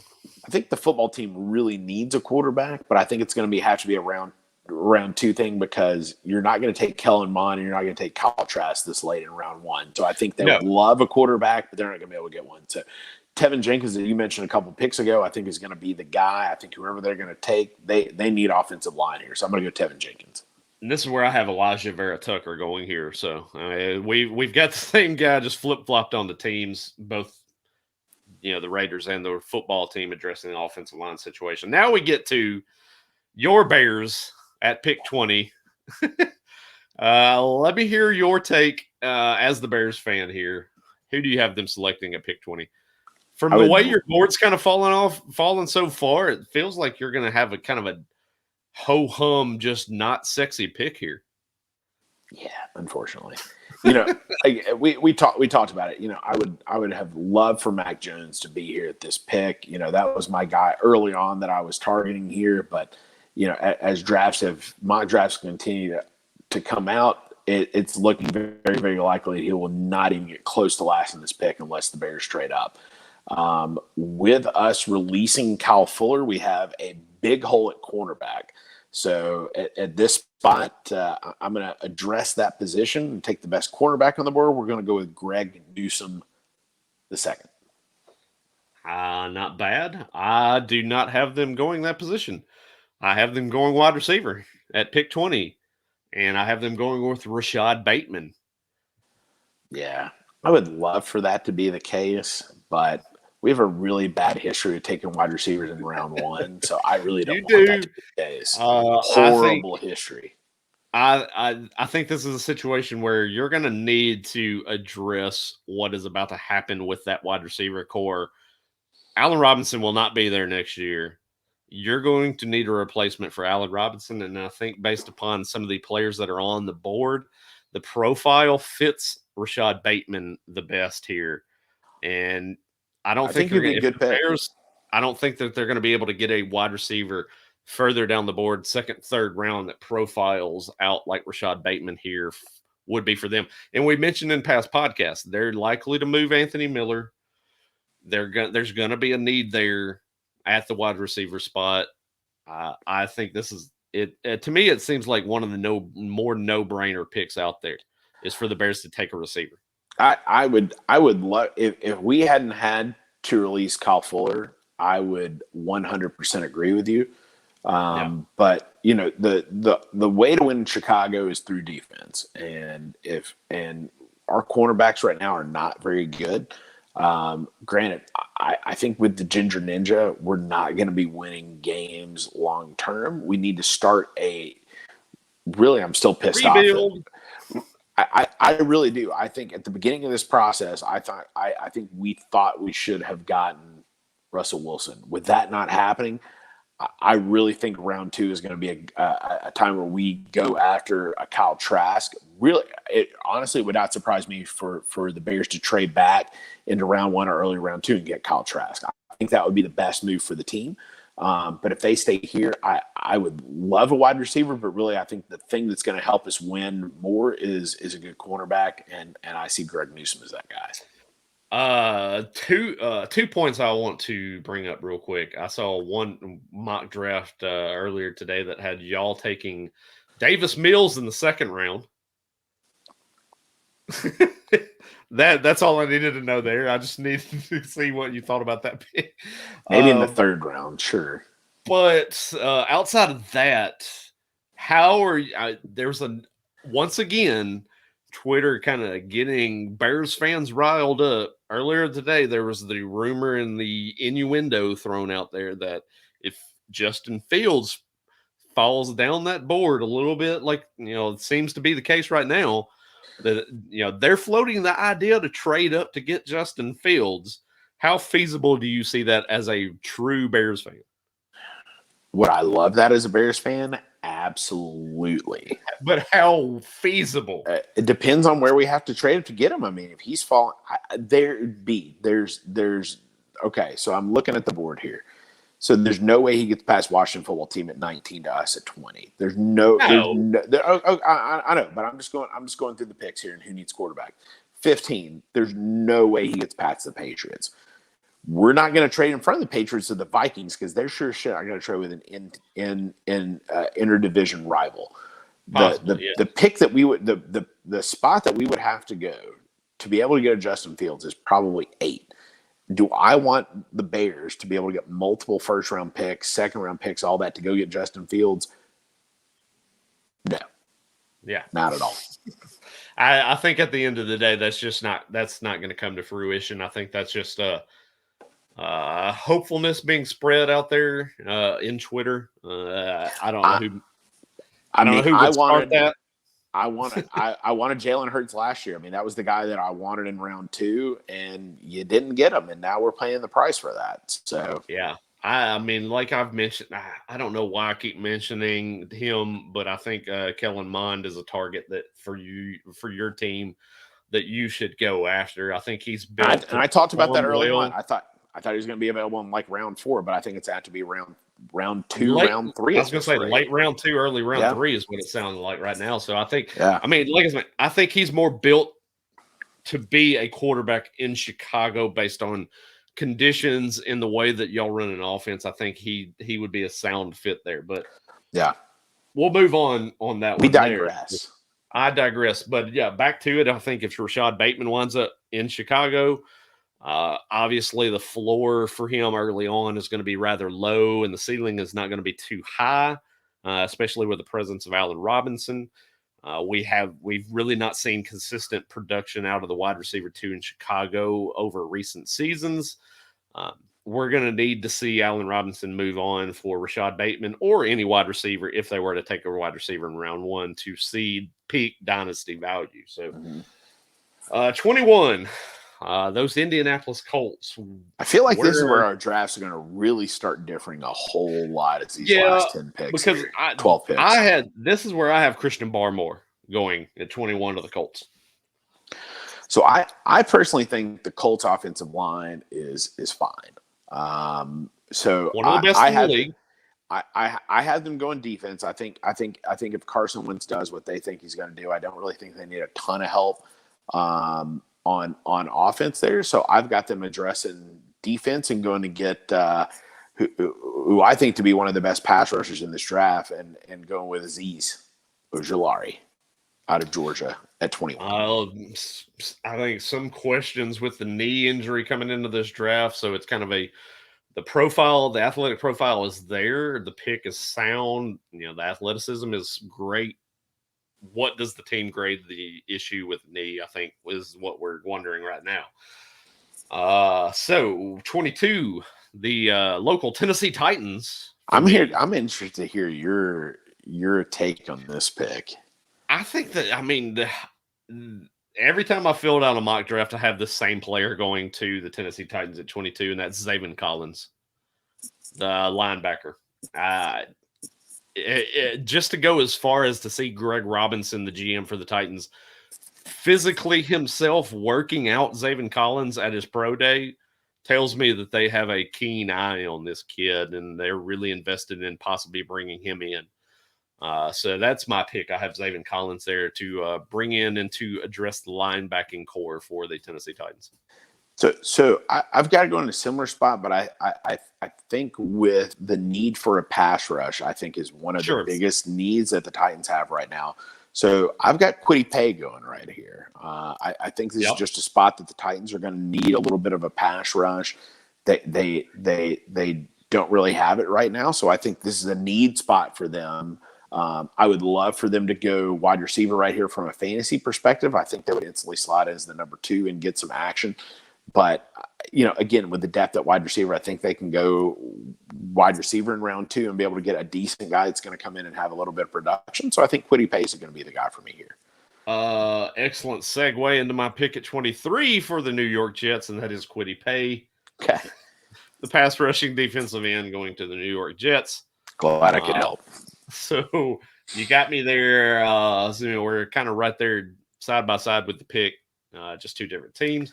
Who do you have the Jets taking? You know what I realized? We're starting getting the unsexy picks for fantasy football here. That's what I'm saying. We're kind of blazing through these next few picks because we've spent a lot at the top 10, obviously. Yeah. So, we did. I think this is a spot that, you could see Trevor Morin go. But I don't know. I don't know why, but the Jets just strike me as a team that they want the name guy, and I see Asante Samuel Jr. going here. Yes, sneaking into the first round, Asante Samuel. Yeah, I was going to say he's been kind of projected as that one of the first picks in the second round type guy, so I'm not going to fault it. I think we're getting to the point here where you're getting into a lot of guys that are second round grades that are getting pulled into the first rounds. Pittsburgh, here's an interesting spot. I think, are we going to make the same pick here? Najee Harris. Damn it. No, I knew you were going to go that. I just had a feeling. Yeah. Even the GM comes out today and says running back is a very valuable position. It is. Do they go Najee Harris or Travis Etienne, though? I think Najee Harris profiles more to be a Steeler running back over Travis Etienne. Yes, I would agree with you there. Yeah, I think this is going to be that position that, like we had a couple last year that everybody's going to have this, unfortunately or fortunately. But I think his over under on FanDuel right now is at 28.5. So they're not projecting him to go to the Steelers per se. They're only projecting one running back to go into the first round of this draft, and there's a lot of places that aren't even projecting a running back to go in the first round. But yeah, I can see that. I think the Steelers, obviously, depends on how this board's falling. I think they can go cornerback here. If Greg Newsome's available, I think that's going to be a pick that they really, really look at. But I don't know. I keep falling on Najee Harris to be the pick here at 24.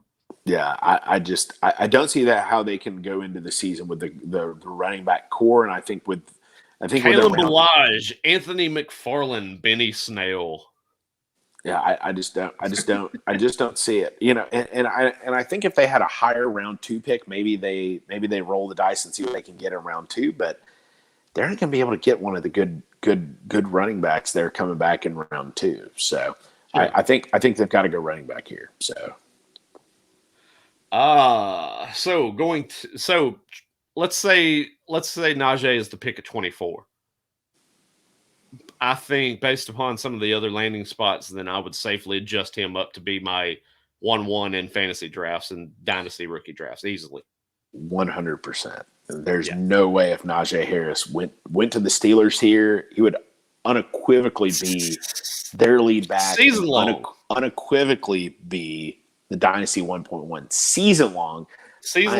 How high are you taking him? So I would probably rank Najee Harris if he went on this pick season long. Overall, he's probably going to be somewhere around my 11 to 15 overall at running back. You cannot go a round one running back. I almost pretty much despite the situation, but I mean, look at CEH last year. He goes into a great situation, but he's got a learning curve, especially with the offseason with them not having training camp here. So Najee Harris is gonna have a training camp, and maybe our opinion changes. But I'm one of the last RB1s, first RB2s off the board. Sure. Yeah, I'll give you that. I would probably kind of slot him in around that area in season long too. This was the landing spot. So we'll get into these last few picks here. 25, Jacksonville Jaguars. Who do you have them taking here at the 25th spot? Boy, it'd be a really good spot if you could pair our boy Trevor Lawrence with Travis Etienne, but I don't have that. There's been that rumor out there. I'll give you that. That would be an amazing thing for them. But I've got them giving Trevor Lawrence a little protection. I've got them going with Landon Dickerson here and giving T.Y. a little protection here. This is where I have Azeez Ojulari going going to the Jaguars here to give them a little bit more of that pass rushing ability. So to help out the defense a little bit, kind of address the offense. Yeah, and I can see that. And they have another pick coming up here soon, so they can really shoot for the stars. A little bit more, little more flexible. I'll give you that. So then we've dropped down to 26. The Cleveland Browns. What do you have the pick here for the Browns? Yeah, I mean, I think their offense was pretty good last year. They've really addressed the offensive line, so I really don't see them going offense here. I think they've got to really shore up defense. But I've got them going with Jalen Phillips. I think they're going to continue to key in on that pass rush, so that's the pick I have being made here. I've got them going with the Notre Dame linebacker Jeremiah Owusu-Koramoah here. I'm glad you said it before I did. Owusu-Koramoah is the pick here. I think he just adds a level. Okay. Koramoah. So I think he's going to add a little bit more athletic ability to that Browns defense. Can also rush the passer from the linebacking spot as well. Plays out, splits out, and does present a little bit of athleticism and coverage too. So if he's there, I think that's a no-brainer pick for the Browns. So now moving to the Baltimore Ravens, and a lot has been discussed over the last couple of days with the Baltimore Ravens. They make the trade to get rid of Orlando Brown to acquire the Chiefs pick at 31. So they have 2 of these last 6 picks in the first round. They are going to take a wide receiver at some point with one of these 2 picks. And I have them taking one here at 27 with Terrace Marshall, the wide receiver from LSU. Really? You made the same pick that I did? Shit, seriously? Yes. Terrace Marshall Jr., the pick is for the Baltimore Ravens. Unbelievable that you made the same pick. It seems like it's an obvious pick. They're going to need a taller guy. Yeah, you need an X receiver because Marquise Brown's playing in the inside, more of that slot receiver. So yeah, they need an X, and I think Terrace Marshall Jr. projects out to be that guy.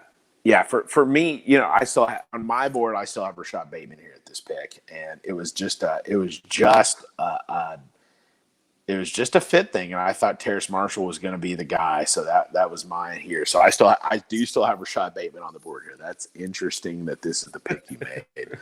Yeah, I think this is a spot where they have to go receiver. I think if they wait a little bit, you've got teams behind you like the Saints, the Packers, they could both go receiver ahead of you. You got to go ahead and get your guy here. Yeah. Yeah. So what do we feel about Terrace Marshall Jr.? Obviously, I mean, that's not the sexiest of landing spots for fantasy. No receiver wanted to sign there except for Sammy Watkins. Just to give you an indication, the only job Sammy Watkins could get. It's the only job Sammy Watkins could land in free agency was with Baltimore. So obviously they're going to have to go young at the position to build here at that position. Terrace Marshall Jr., are you going to have any vested interest in him in fantasy season long? And look, I would assume it dynasty, it drops him down a little, right? Yeah, I think, Terrace Marshall, or, again, on my board, Rashad Bateman, you're probably going mid-round 2, I think is about the spot. I mean, Hollywood Brown, I think is prime for a bounce back this year, but I really just don't see a receiver in this offense outside of Hollywood or Mark Andrews doing much of anything here. So not at least in the short term. Redraft a number 5 or number 6 guy. I don't see anybody unless you're going to get a guy like a Devontae Smith falling all the way this long, which I don't see happening. That would not be somebody that I really want to invest in this year. Yeah, I'm kind of right there with you. It seems like the no-brainer pick, and it's obviously going to affect how his outlook is for fantasy. We're not going to feel good about it if that is the selection here with the Baltimore Ravens. So 28, we just mentioned another team that possibly is looking at wide receiver, and I have that pick being made here as well. Elijah Moore going to the New Orleans Saints here at pick 28. Gives him a slot receiver to play inside. He can really kind of be more flexible and play outside if need be as well. But I think Elijah Moore gives him another guy that's kind of more of a field stretcher that they can get in this offense, especially if Jameis Winston's the quarterback. I think they're going to want to attack downfield more in 2021. And I think Elijah Moore can bring that little bit of an asset to them here. Yeah. I mean, I really want to take Rashad Bateman here.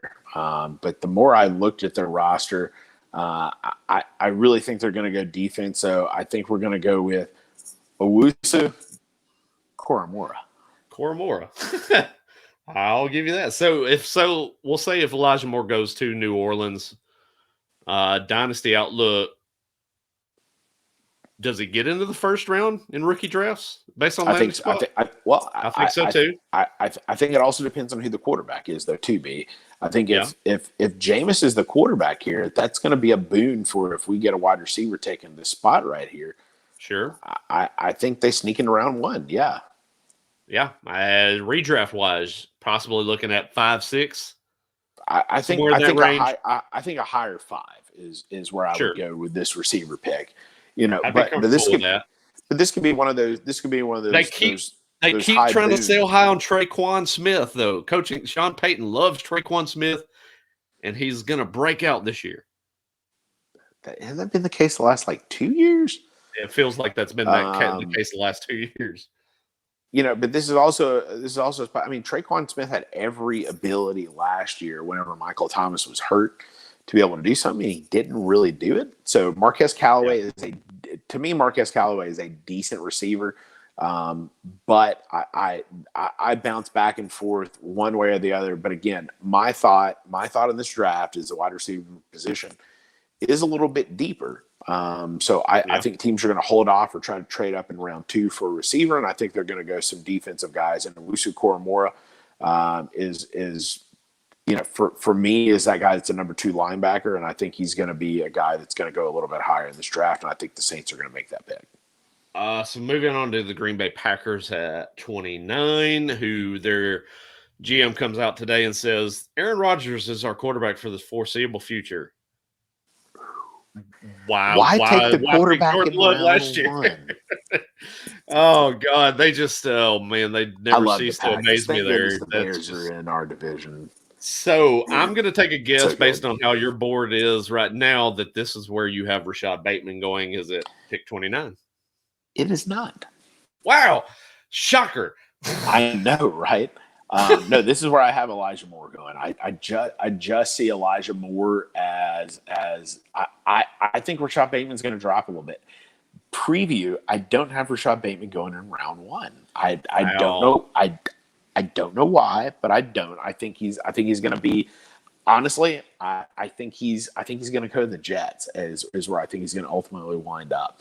But I have Elijah Moore going here. I think he's going to be. He's rising up boards for a reason. I think the Packers have got to address that position here and got to get Aaron Rodgers some playmakers in. Again, not that Aaron Rodgers wasn't amazing last year, but he could be even better. So Elijah Moore, my pick at 29. I have Greg Newsome going here, cornerback to the Green Bay Packers. Just kind of a value pick at this point in the draft. Just gives them best player available. It really kind of helps them there. BPA. Yeah, BPA here for the hold Packers. Hold on. Before you say anything. Dun, dun, dun, dun, dun, dun, dun. You ready to hear that? I'm ready to hear that little sound effect. Finally. I love that sound effect. So, Greg Newsome's my pick for them. So I have but as far as Elijah Moore as a Packer, your dynasty outlook and redraft outlook. I would probably slot him in at 1.6 or 1.7. I think he would have a lot of value. I think if the Packers go receiver here, I think this is probably the number 2 or number 3 spot for a dynasty spot for a wide receiver to go to. Obviously, if the wide receivers are making it this far down, they're going to be going to a good team. Sorry, Ravens. But it's gonna be a good spot where these guys are going to here.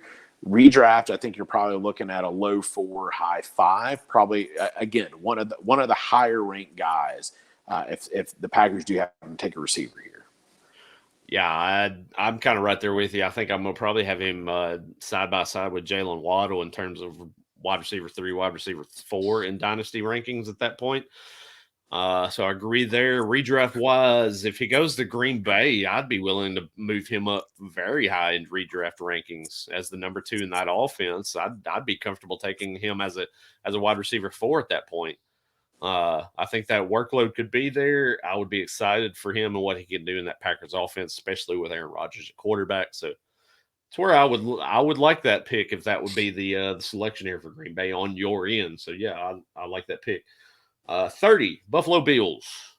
Some scuttlebutt out there that this could be a Travis Etienne landing spot. I think it could be a landing spot, but maybe not to the Bills. I just don't. I don't know where the rumors come for them in getting yet another running back. It just doesn't make any. It doesn't make any sense to me. It does not make any sense constituted with the running backs they have on the roster right now. And how they've gotten some of these guys. Now maybe if you have a draft day trade where you trade one of them off and get somebody, sure. But I think they're fine on offense. Again, I really see this as being a defensive pick. So I've got him going with passer. Oh, are we gonna make the same pick? Jason Owe. I have Joe Tryon going here. Oh, okay.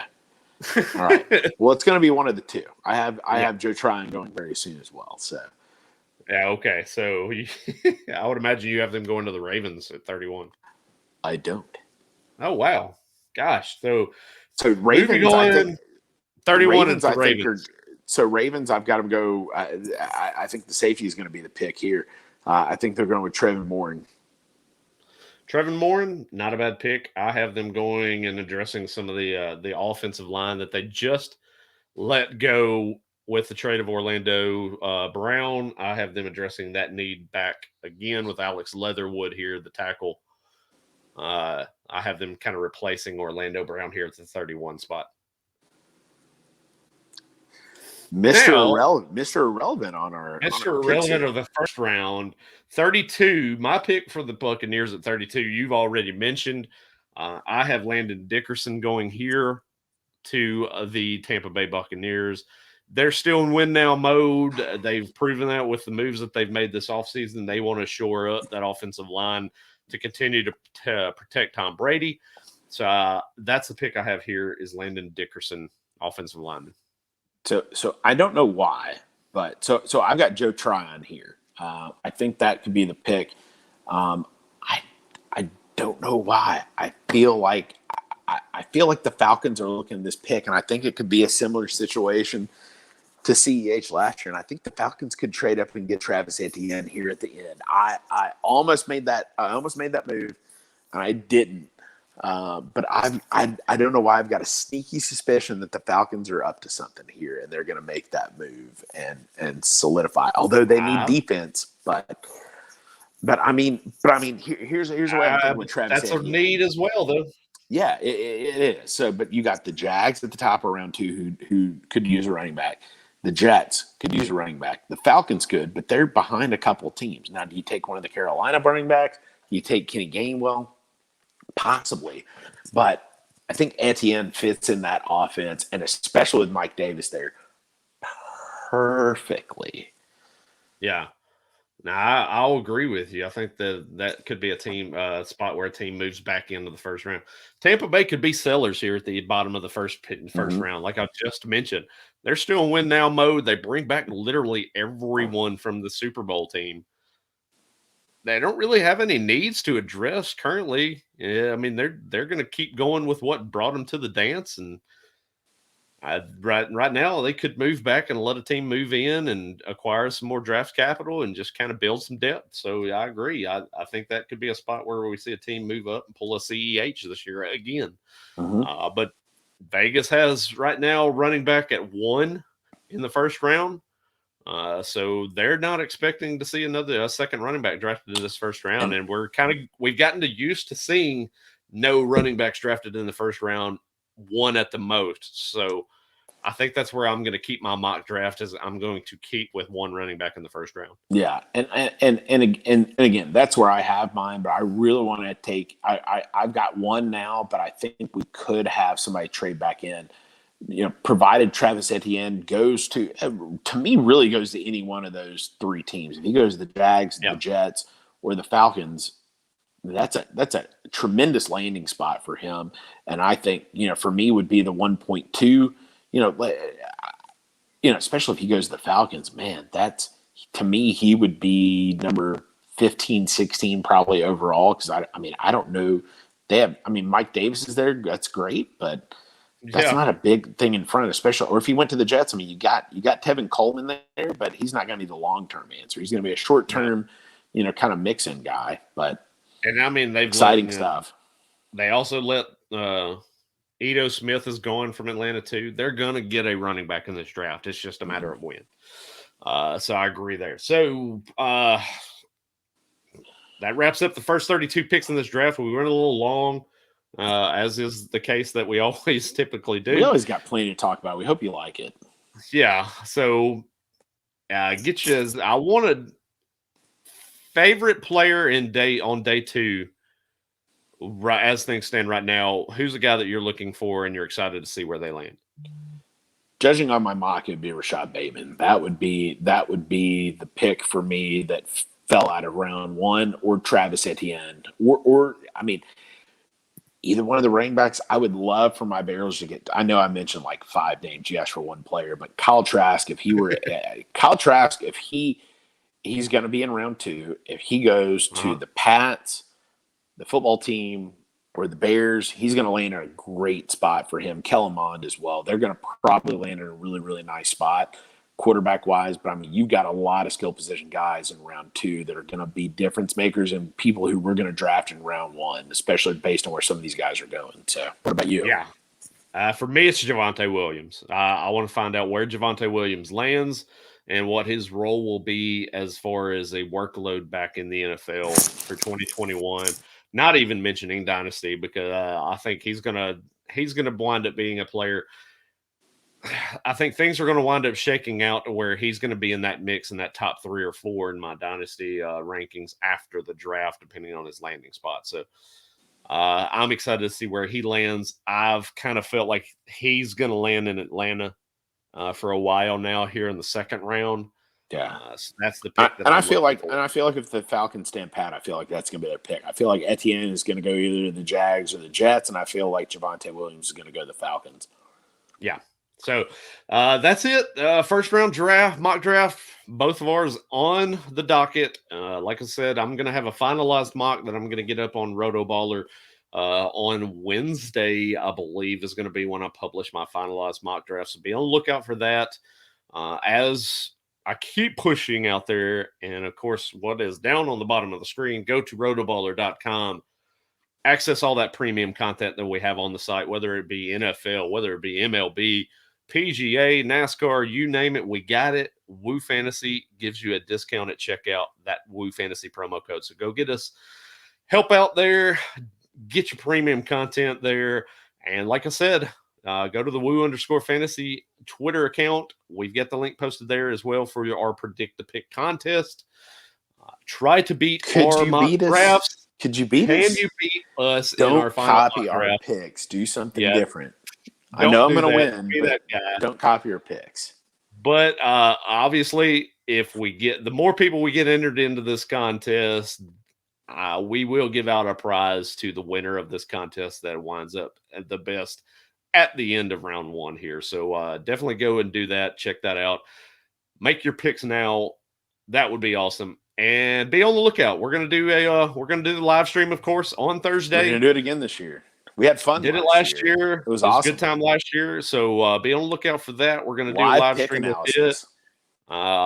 Good. I might have some details on that. We're gonna discuss that over the course of the next day or two, how we're gonna set that up. But whether it be here on Twitter through our usual setup, or if we're gonna do a little different setup, but be on the lookout for that. We're going to put that information out on the next couple of days as well. So definitely be on the lookout for all this fine stuff, great things. It's NFL Draft Week. It's NFL Draft Week. God, I can't wait. I'm going to be so busy over the next week. Real quick before we go, because if anybody's made it through an hour and 51 minutes with us, they deserve to hear this. What is your when you remember all the, because you and I have done a lot of drafts together. We always used to get together for NFL draft time. No. What is your favorite moment with me? Not favorite. So moment? No. What is your favorite moment experiencing the draft with me? As much as a like to poke and prod at Tennessee Titans fans and organization as I do, that pick when they selected Marcus Mariota in the draft that year was a fantastic day for me, because I knew either way you looked at it, I was hoping that they were going to take Jameis Winston just for sheer comedy purposes. But either way you looked at it, I didn't like either one of those quarterbacks coming into the league. And I knew Tennessee had boxed themselves into a corner to take one. You were just coming out of the Jake Locker experience 4 years prior, and you go ahead and kick yourself in the nuts again with Marcus Mariota. They just now finally righted the ship the last couple of years with the trade for Ryan Tannehill, and they seem to be going in the right direction. But for me, my favorite moment was that selection because of the laughs that I got. But yours, I'll set. Yeah, you can go ahead and set the table on that one. So I can still remember we're at my parents' house upstairs in their No. You might be thinking of a different one then. I'm thinking, okay, you go with yours. So, and I may be forgetting, but the one that immediately comes to my mind is we're at my parents' house upstairs in their great room, and we're watching the draft, and you were calling for this player for so long, and he would have been an amazing pick right here. You wanted Steven Jackson some kind of bad, and he didn't go there. This was at your place while you lived in Jackson. This was not at your parents' place. Okay. Well, anyway, that's my favorite moment is when they should have gotten Steven Jackson. They wound up getting Felix Jones. No, let's kind of lay the entire groundwork maybe I'm here. Forgetting something here. I was getting ready to go play in a softball tournament, and this first round starts going down. Steven Jackson's falling down the board, and I'm going, there's no way that the NFL is going to let Steven Jackson fall in Dallas's lap. And here it is, Philadelphia Eagles pick right in front of us. They go with another player. I can't even remember to this day who it was. Oh my God, we're getting Steven Jackson. Steven Jackson falls to us. You're going ape shit. And I'm celebrating, like going, here we go. We finally got the running back that we've needed. You guys needed a running back. Like crazy. And the ticker on the draft clock keeps going down. And I'm wondering why the fuck we have not turned this pick in yet. And then the next thing you know is that the logo on the team ticker at the bottom of the screen flips to the Buffalo Bills. And I'm going, what? We traded. Wait a second. We traded the pick. Okay. The Bills don't even have a pick in the rest of this first round. And then they announced that we traded out of the first round. And I immediately go ape shit at this point in time. And I was like, fuck it. I got to go play. I got to go to the softball tournament. And I stormed out of the house. I do remember this. I stormed out of the house. I was over to my parents' house, but maybe I distinctly remember this. Because you remember so many. God, that was 2007. I think. Yeah, I went to my house till 2008. So look it up real quick. But I think you were at your house, from what I can remember. But anyways, drafted in. Your memory's bad, B. 2004. That was at my parents' house. Okay. Oh, well. But anyway, I remember that we traded out of the first round, and I was just downtrodden and left and was angry. And then, of course, we find out we made the pick for Felix Jones in the second round, who, to this day, I still have a Felix Jones jersey in the closet. Yuck. Have I worn it in years? No, you just keep hoping that at some point that the Cowboys draft another Jones that actually does worth a flip. So let's see. So you guys, yeah, I mean, I had Byron Jones after that. Let's see. So you guys, let's see. Yeah. So I guess it looks like from Dallas, pick 1.22. Buffalo Bills took. Oh, you'll love this name from Tulane. Quarterback J.P. Losman. J.P. Losman. Two picks later, you guys should have gotten Steven Jackson in that. Wow. Yeah. To the Rams. 3 picks later, I think this is actually when you actually wound up leaving, is at 1.27 was your boy, who we made fun of his name forever, Jason Babin. Jason Babin. We're bringing out great names at this point in time. Oh gosh, right. To me, it reminds me of you have so many distinct memories, whether it be of the NFL draft and things you remember and where you were when picks were made, or whether it's just embarrassing losses in fantasy football games, which I have numerous accounts of. Actually, it wasn't Felix Jones. Or is that right? No, yeah, it wasn't Felix Jones. Julius Jones. God, yeah, that's right. That's okay. I kept thinking it was Felix Jones. Well, you guys had Julius Jones. Julius Jones, yeah, from Notre Dame. Yeah, I kept thinking it was Felix Jones this whole time. You guys drafted Jones at running back, yeah. Because Felix Jones was like 3 years after that, I believe. Yeah. Jesus Christ. Bad memories, even worse memories. Felix Jones was actually decent for a couple of years. I mean, that ties back into the horrible where Jerry Jones was actually just running the entire draft. So if you take me back to that year and Johnny Manziel was on the board, we would have taken Johnny Manziel. Oh, by far. It's too bad that was goodness.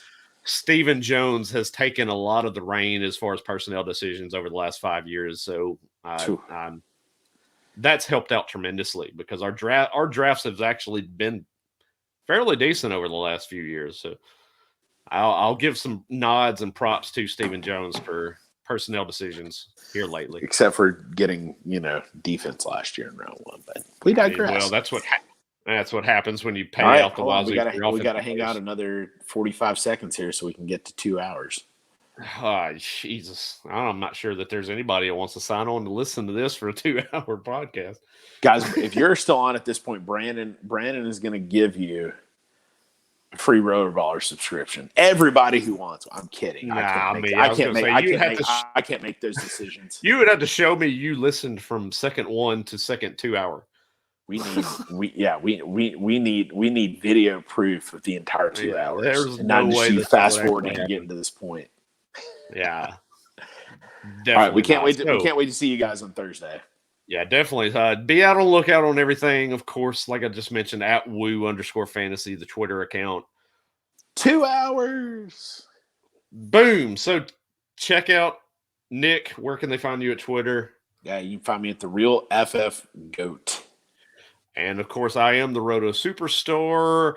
And we will see you guys later on this week for live coverage of the first round of the NFL draft.